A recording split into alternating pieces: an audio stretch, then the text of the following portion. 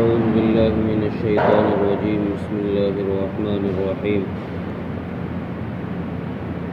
ومن يعمل من الصالحات من ذكر أو أنثى وهو مؤمن فأولئك يدخلون الجنة ولا يظلمون نقيرا.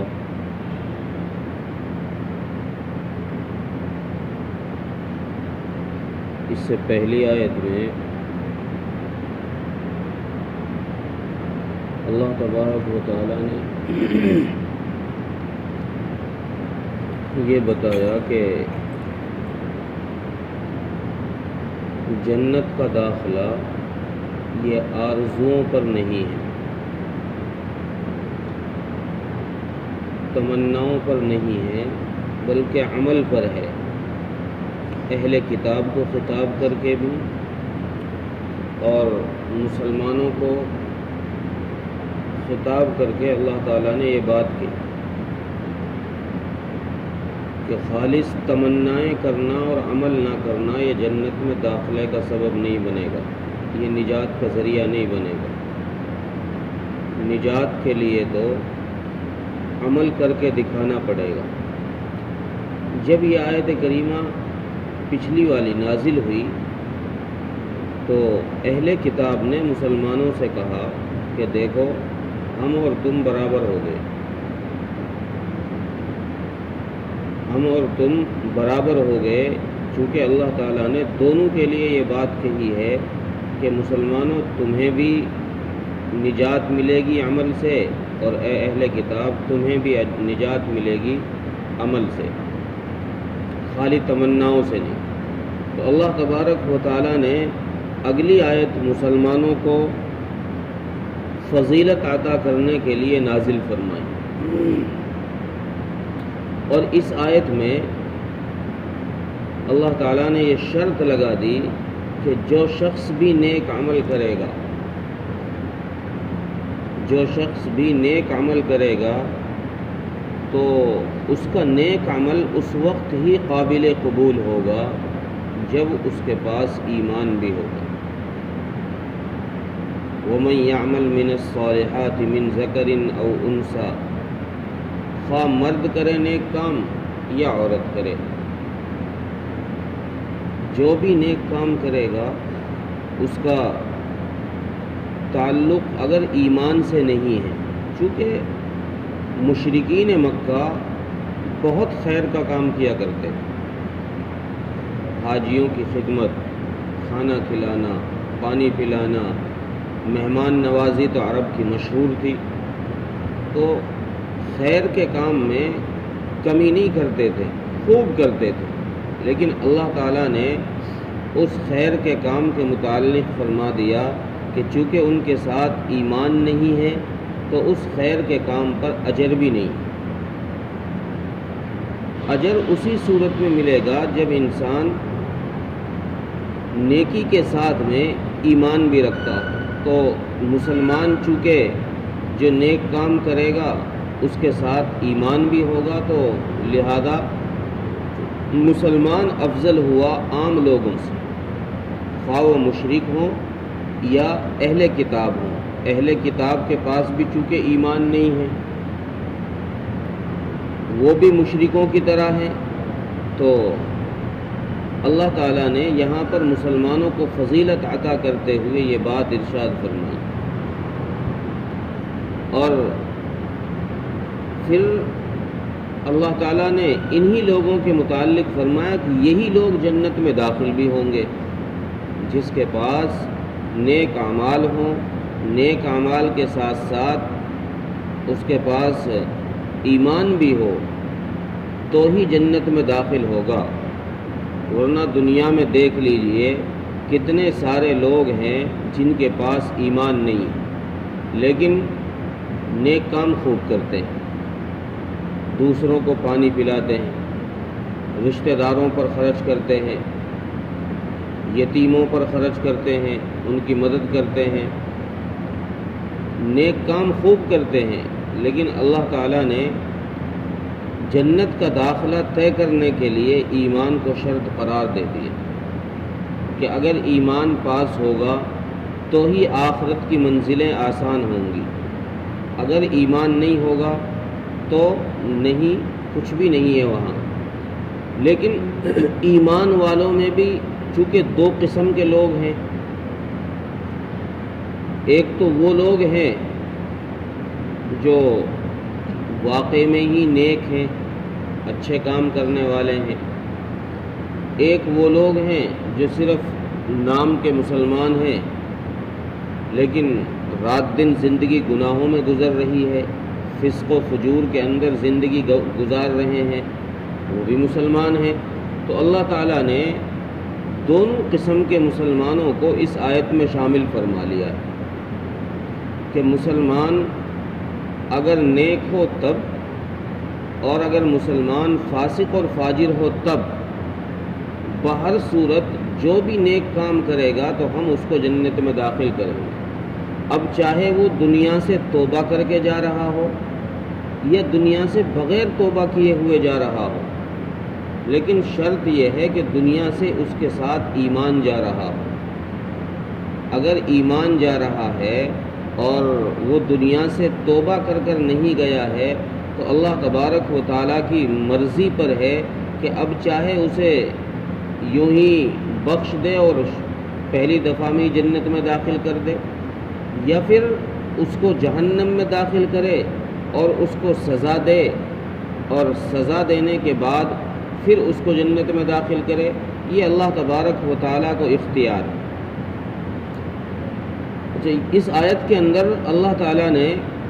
نیک اعمال کے لیے ایمان کو شرط قرار دیا، اور قرآن کریم میں جہاں جہاں گناہوں کا ذکر ہے، جہاں جہاں گناہوں کا ذکر کیا گیا ہے، وہاں گناہوں کے لیے کفر کو شرط قرار نہیں دیا کہ گناہ کرنے کے لیے کافر ہونا ہی ضروری ہے۔ نیک اعمال کرنے کے لیے تو مسلمان ہونا ضروری ہے، ایمان لانا ضروری ہے، لیکن اللہ تعالیٰ نے یہ بات بھی صاف کی کہ گناہ کرنے کے لیے کافر ہونا ضروری نہیں ہے۔ گناہ اگر کافر کرے گا تب بھی ناراضگی کا سبب ہے، تب بھی سزا کا مستحق ہے، گناہ اگر مسلمان نے کیا ہے تب بھی سزا کا مستحق ہے، چونکہ گناہ چھوٹا ہو یا بڑا ہو اللہ تعالیٰ کو یہ بات پسند نہیں ہے، یہ ناراضگی کی بات ہے۔ اللہ کو ناراض کرنے والے اعمال کو ہی گناہ کہتے ہیں، اور یہ اللہ تبارک و تعالیٰ کو پسند نہیں ہے۔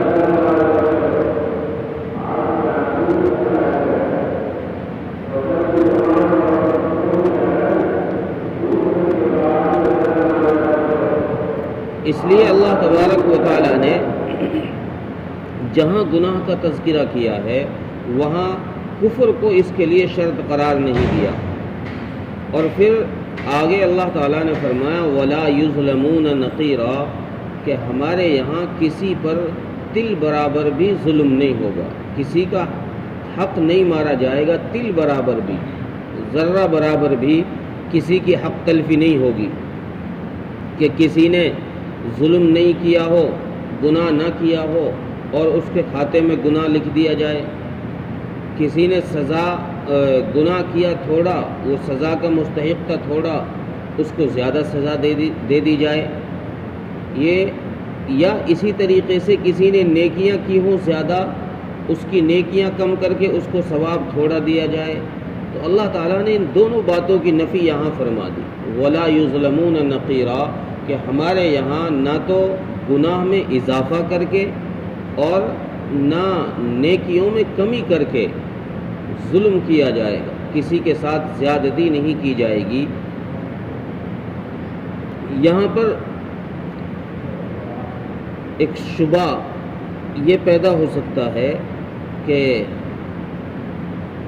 اللہ تبارک و تعالیٰ نے جو فرمایا کہ وہ کسی پر ظلم نہیں فرمائیں گے،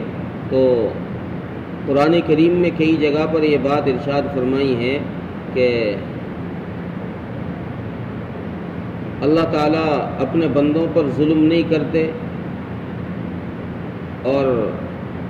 اللہ کے لیے ظلم مناسب نہیں ہے۔ تو یہ ظلم کا لفظ جو ہے یہ اللہ کے لیے کیوں استعمال کیا جا رہا ہے؟ جب اللہ کسی پر ظلم ہی نہیں کرتے اور اللہ کی شان کے یہ بات مناسب نہیں ہے تو پھر قرآن کریم میں جگہ جگہ ظلم کا لفظ کیوں استعمال کیا جا رہا ہے؟ مفسرین نے لکھا ہے کہ یہ ایک مجازی کلمہ ہے کہ اللہ تبارک و تعالی یہ بات کہنا چاہتے ہیں، یہ بات بتانا چاہتے ہیں اس کلمے کے ذریعے سے کہ جن اعمال میں، جن کاموں میں انسان ایک دوسرے کو ظالم کہتا ہے، کسی نے کسی کے ساتھ کوئی کام کیا، اس کو وہ لگا کہ یار یہ تو ظلم ہو رہا ہے میرے ساتھ، تو اللہ تعالیٰ یہ بات کہنا چاہتے ہیں کہ جن کاموں کے لیے تمہیں یہ لگتا ہے اپنے کاموں کے لیے کہ یہ ظلم ہے، اس کام کو ظلم کہا جائے گا، تو میں ایسے کام بھی کسی انسان کے ساتھ نہیں کروں گا آخرت میں کہ لوگ کہیں کہ یہ ظلم ہو رہا ہے، لوگ میری طرف یہ نسبت کر دیں کہ یہ عمل، یہ کام اللہ تبارک و تعالیٰ نے انسانوں کی طرح کیا ہے اور یہ ظلم ہو رہا ہے۔ تو اللہ تعالیٰ فرماتے ہیں کہ میں ایسا کام بھی کوئی نہیں کروں گا کہ جس کی نسبت میری طرف ظلم کے لیے کی جائے۔ اور پھر دوسری چیز مفسرین نے یہ فرمائی ہے کہ ظلم ہوتا ہے، ظلم کے معنی ہوتے ہیں کسی کے حق میں حق تلفی کرنا، ظلم کے معنی کسی کے حق میں حق تلفی کرنا۔ ایک شخص زید کا حق ہے اور عمر اس کو آ کر لے جائے تو یہ ظلم ہے۔ مفسرین نے فرمایا ہے کہ ساری ملکیت، ساری کائنات اللہ کی ملکیت میں ہے، آسمان و زمین کا اللہ مالک ہے۔ اب اگر اللہ ساری کائنات کو بغیر کسی گناہ کے جہنم میں دے دے تب بھی کوئی ظلم نہیں ہے۔ کیوں؟ اس لیے کہ اس کی اپنی ملک ہے، وہ اپنی ملک میں، اپنی ملکیت میں وہ چاہے جیسے تصرف کرے، چاہے جیسے عمل کرے، وہ ظلم نہیں ہوگا۔ ظلم کی جو کنڈیشن ہے، ظلم کی صورت یہی ہے کہ دوسرے کے حق میں چھیڑ خانی ہو، دوسرے کے حق کو لیا جائے یا نہ دیا جائے دوسرے کے حق کو، یہ ظلم ہے۔ تو اللہ تعالیٰ کی جب ساری کائنات ملکیت ہے تو پھر اس کو اختیار ہے، وہ چاہے سزا بغیر گناہ کے سزا دے دے، وہ چاہے گناہ پر بھی معاف کر دے، سزا نہ دے، تو یہ اس کے لیے اختیار ہے۔ جب اس کی اپنی ملکیت ہے تو وہ چاہے جیسے تصرف کرے، اس پر ظلم کی کوئی حد نہیں لگے گی یا ظلم اس کی طرف منسوب نہیں کیا جائے گا۔